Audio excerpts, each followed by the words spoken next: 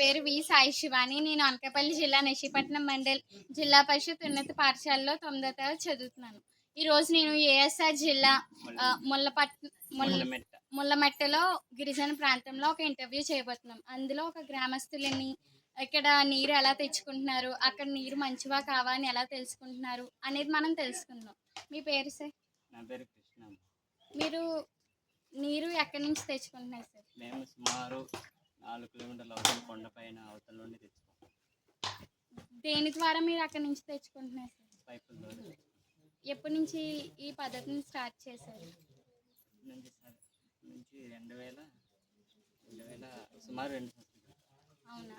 ఈ ఎవరు నిర్మించారు సార్ ఇది? ఇది బెంగళూరు ఆజిమ్ ప్రేమ్జీ పేరు విన్నారా? ఆజిమ్ ప్రేమ్జీ ఫౌండేషన్ వాళ్ళు ఆర్థిక డబ్బులు ఇచ్చారన్నమాట. డబ్బులు ఇస్తే నర్సీపట్నంలో ఉన్నటువంటి విశాఖ జిల్లా నవనిర్మాణ సమితి వాళ్ళ ఆధ్వర్యంలో అన్ని ఇసుక, సిమెంటు, ఐరన్ వాళ్ళ సాయంతో మేము కట్టుకున్నాం. మా గ్రామస్తుల సాయంతో మేము కట్టుకున్నాం. అక్కడ నుంచి వచ్చేవి వాటర్ మంచివా కావా అని మీకు ఎలా తెలుస్తాయి సార్? మంచిగా కావాలంటే అక్కడ నుంచి ఒక్కొక్కసారి వర్షాలు పడడం వల్ల కొద్దిగా డార్క్ వాటర్ వస్తుంది. ఎండాకాలం శీతాకాలంలో మాత్రం ఇక్కడ వచ్చిన తర్వాత కోరినేసం అవుతుంది, నీట్గా క్లీన్గా అవుతుంది. ఇందాక సార్ చెప్పినట్టు 3 ట్యాంకులు ఉంది కదా, 3 ట్యాంకుల్లో ఒక ట్యాంకులో క్లీన్ అయ్యి 2 ట్యాంకులు క్లీన్ అయ్యి మళ్ళీ 3 ట్యాంకులు వచ్చినాయి. అక్కడ నుంచి మా ఊరికి అనేది వస్తుంది. ఎన్ని పద్ధతులు చేస్తారు అవి? 2 పద్ధతులు. 2 పద్ధతులు ఏవేవి వాడతారు సార్? అవి ప్యూరిఫై వాటర్ 3వ పద్ధతి వాడతారు. అంటే ఏ పదార్థాలు వాడతారు? అక్కడ ఏం లేదు, ఇసుక నాకు చెప్పారు కదా, గడ్డలో ఉన్నటువంటి రాళ్ళు, చిన్న రాళ్ళు ఉంటాయి, ఇసుక రాళ్ళు, అది ఒకదాని మీద ఒకటి వేసుకుంటే క్లీన్ అవుతుంది కదా, ఇప్పుడు అది వాడుతుంది. ఇప్పుడైతే అవి రావడం వల్ల అప్పుడు సులభంగా నీళ్ళు తెచ్చుకోగలం. అప్పుడైతే మీరు ఎటువంటి ఇబ్బందులు పడేవారు?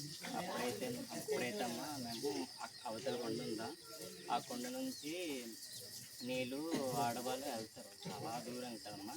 ఎన్ని కిలోమీటర్లు? సుమారు 3 కిలోమీటర్లు కూడా. ఎంత సమయం పట్టేది?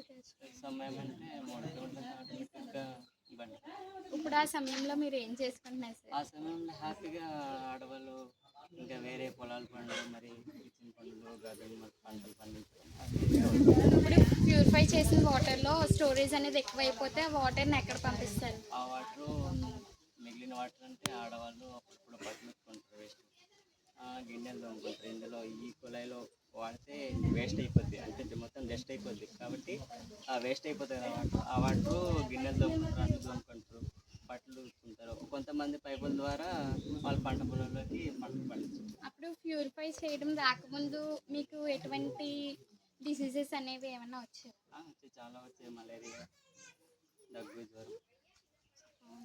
దాన్ని ఈ విధంగా మీరు చేస్తున్నారు. అయితే ప్యూరిఫై చేయడం వల్ల మీకు చాలా లాభాలు వచ్చాయి. లాభాలు అయితే మంచిదే, మేము చాలా ఆరోగ్యంగా ఉన్నాం.